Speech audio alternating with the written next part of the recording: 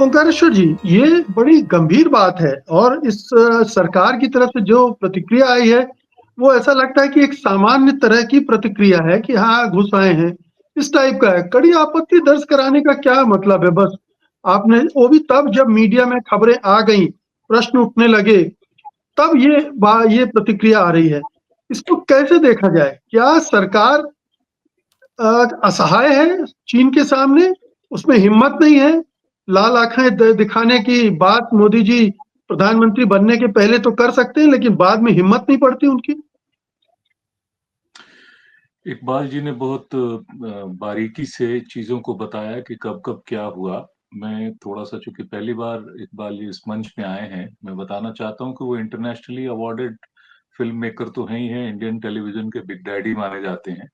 उनकी बहुत सी किताबों में से एक लेटेस्ट किताब जो चाइना थ्रेट जो है, वो बड़ी चर्चित हुई है चाइना को लेके और उसमें उन्होंने बहुत डीपली चाइना के प्लान को शुरुआत के समय से अभी तक को लिखा है। तो अ, अभी तो वो पॉइंट वाइज़ बता रहे थे, हम चाहते हैं कि वो आगे चल के वो थोड़ा डिटेल उसमें भी करें, बताएँ।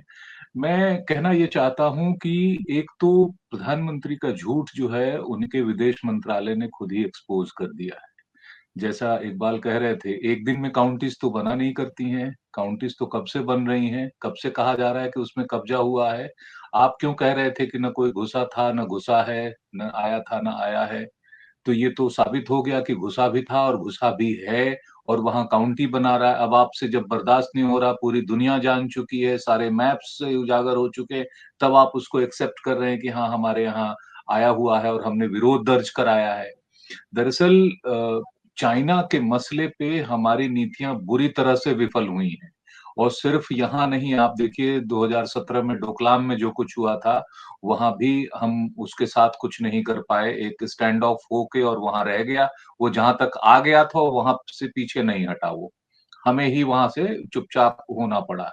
तब भी उस रीज़न में भी मैं वापस इस पे आऊँगा, तवांग हो, डोकलाम हो, चाहे यहाँ ये गलवान हो, इन सभी में आप देखेंगे कि वो लगातार इंच बाय इंच आगे बढ़ रहा है। हम जिस जॉनसन लाइन को मानते हैं, वो उस लाइन को बुरी तरह से नकारता है, इनकार कर देता है। वो कभी अरुणाचल प्रदेश में नए नामकरण करता है अपने इलाकों का अपने हिसाब से, कभी तवांग में घुसपैठ की कोशिश करता है और खास तौर से यह जो इलाका है सिलीगुड़ी का, जो चिकन नेक है, जो पूरे नॉर्थ ईस्ट को जोड़ता है, उसपे उसकी बुरी तरह आँखें लगी हुई हैं। मैं आपको बताना चाहता हूँ कि सिलीगुड़ी से डोकलाम की दूरी मात्र 125 किलोमीटर के आसपास है। मिलिट्री टर्म में सवा सौ किलोमीटर कोई मायने नहीं रखता।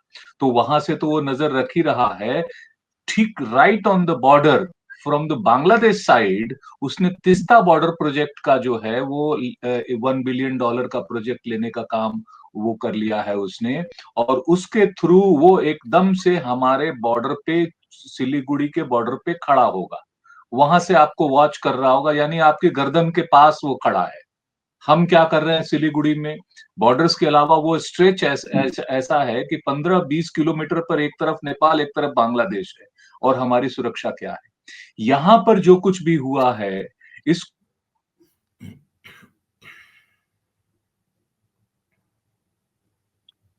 मुझे लगता है ओंकारेश्वर जी का कनेक्शन गड़बड़ कर रहा है।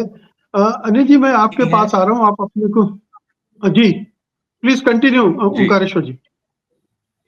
तो ये जो अभी जो एक्सपोज हुआ है और जैसा इकबाल कह रहे थे कि एक हफ्ते पहले हमारे एडवाइजर सिक्योरिटी एडवाइजर उनसे मिलते हैं और अगले हफ्ते वो ऑफिशियली अनाउंस करता है इसका मतलब तो यही हुआ ना कि उसको मालूम था इस बात का या हो सकता है हम निगोशिएट करने गए हों हम कहने गए हों उससे उसके बावजूद वो नहीं मानता है और हमें कह देता है दूसरी तरफ हमारी नीतियां क्या है हमारी नीतियां हैं कि इकोनॉमी हम ट्रेड रिलेशन बनाए हुए हैं जो कि बैडली उसके फेवर में है $137 बिलियन का कारोबार हमने पिछले साल ओंकारेश्वर जी, किया इस पर आते हैं थोड़ा, इसको पहले और ये बॉर्डर वाला इशू थोड़ा और डिस्कस कर लें हम।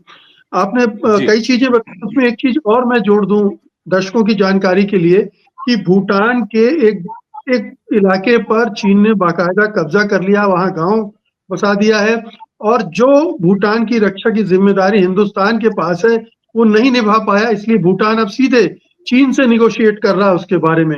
तो ये एक और दिक्कत की बात है, चिंता की बात है नहीं, हिंदुस्तान के लिए। मैं जी। बस 30 सेकेंड्स और लिपु लेख और काला पानी को लेके जो वो विवाद नेपाल के साथ हमारा चल रहा है, उसमें भी वो एक्टिव रोल प्ले कर रहा है। बिहार के पश्चिम चंपारण से लगा हुआ जो सुस्ता का जो प्रोजेक्ट है, उसका अभी हैंगिंग ब्रिज उसने बनाया और नेपाल को सपोर्ट करके और वहां भी वो रोल, तो वो हर जगह से आपको इनसर्कल करने की कोशिश कर रहा है। चाइना में उसने समूचा इंटरनेट अपने हाथ में ले लिया है और अब 100 रुपए का नोट छापने की शुरुआत भी वो करने जा रहा है।